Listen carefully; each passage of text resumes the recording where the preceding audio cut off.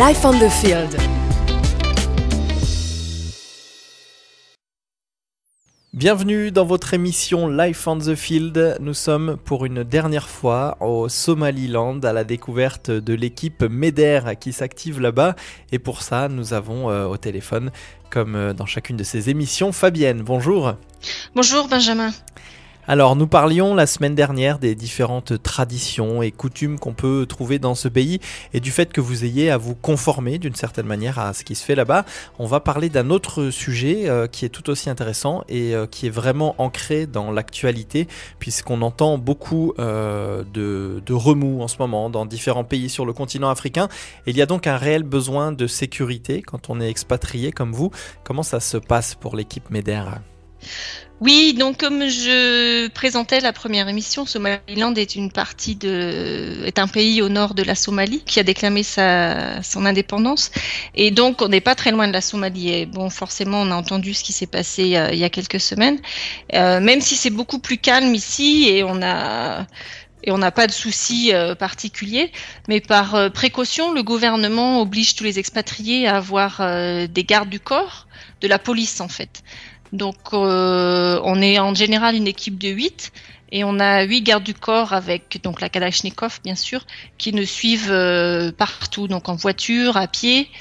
Bon, forcément, c'est pas tellement pratique d'avoir quelqu'un qui vous suit comme ça, mais bon, on s'habitue plus ou moins. Quand on va pas très loin, ils regardent et ils nous suivent pas tout le temps. Mais c'est vrai que on s'habitue, mais bon, à cause de ça, on est aussi plus souvent dedans que dehors. Donc, il a fallu qu'on s'adapte un petit peu pour faire du sport, par exemple. Alors oui, justement, parlons-en du sport. Vous nous expliquiez il y a quelques émissions de cela que il y a aussi un véritable besoin de décompresser, d'avoir des moments pour vous, pour être d'autant plus efficace dans votre travail là-bas. Et ça passe notamment par le sport. Mais c'est pas forcément facile de pouvoir concilier sport et tradition somalilandaise. Oui, tout à fait, parce que on n'a jamais vu quelqu'un courir avec une jupe jusqu'aux pieds, des foulards partout, avec quelqu'un avec une Kalachnikov qui suit derrière, donc on évite.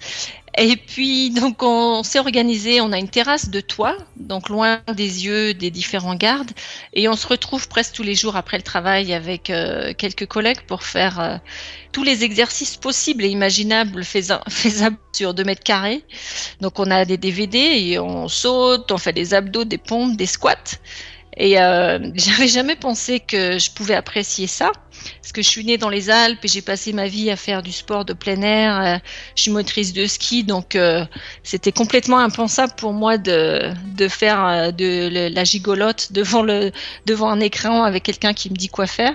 Mais en fait, j'ai essayé une fois pour faire plaisir et puis je me suis aperçue que ça me rappelait quand même pas mal les intervalles qu'on faisait quand je faisais de la compétition, 1 minute à fond, 1 minute d'abdos. Et puis bon, ça garde en forme, c'est rigolo et puis ça nous vide la tête. Donc c'est devenu une routine maintenant. C'est un peu Véronique et Davina au Somaliland. Exactement. D'ailleurs, Davina fait partie d'un de nos DVD. Oui, oui.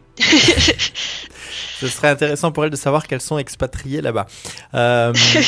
On va continuer cette émission toujours en nous intéressant à votre vie là-bas sur place, mais en parlant cette fois-ci d'un sujet un petit peu plus sérieux et grave. C'est le besoin principal pour lequel vous intervenez là-bas. Ce sont les problèmes de nutrition et de maladie des enfants. Et il y a pour ça donc des centres de stabilisation.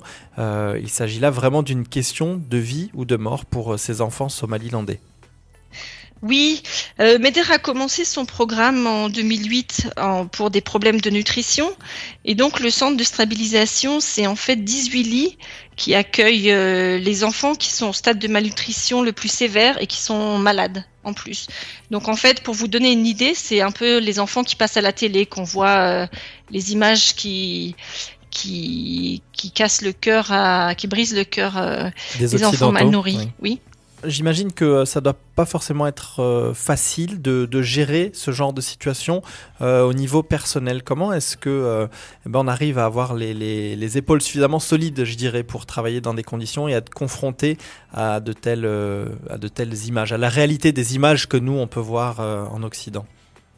Oui, d'ailleurs c'est un exemple que j'avais justement Rebecca ou Becky, ma collègue qui faisait du ragoût de La chameau la dernière cuisinière, fois. oui. Donc elle est médecin et elle travaille dans ce centre et elle me racontait hier l'histoire d'une maman donc une mère de 5 enfants. Les 4 premières sont mortes avant l'âge de 2 ans et donc le dernier, le petit garçon, avec même pas 1 an, il a été admis dans un état critique. Et donc la maman était dans tous ses états et donc Rebecca aussi parce qu'elle n'était pas confiante. En fait, il faisait partie des cas les plus désespérés et ça pouvait basculer d'un côté comme de l'autre.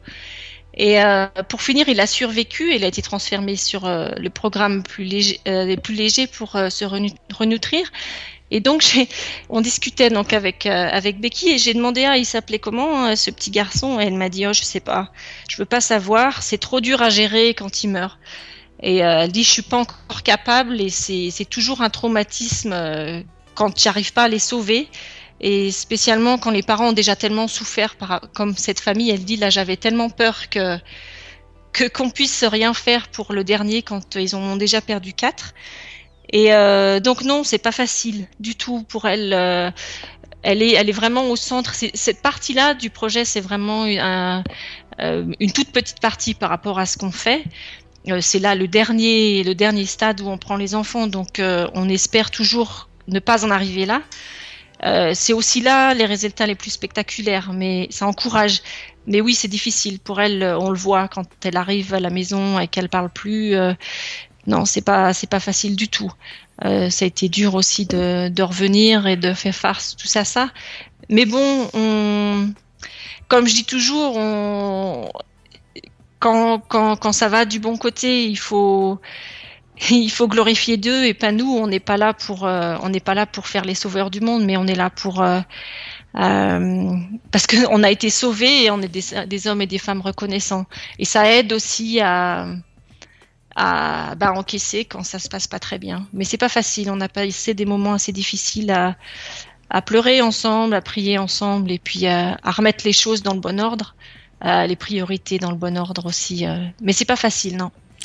On se rend bien compte avec ce que vous nous racontez de l'importance du travail que vous faites et de l'importance de cette ONG MEDER dont on parlait dans cette émission Life on the Field.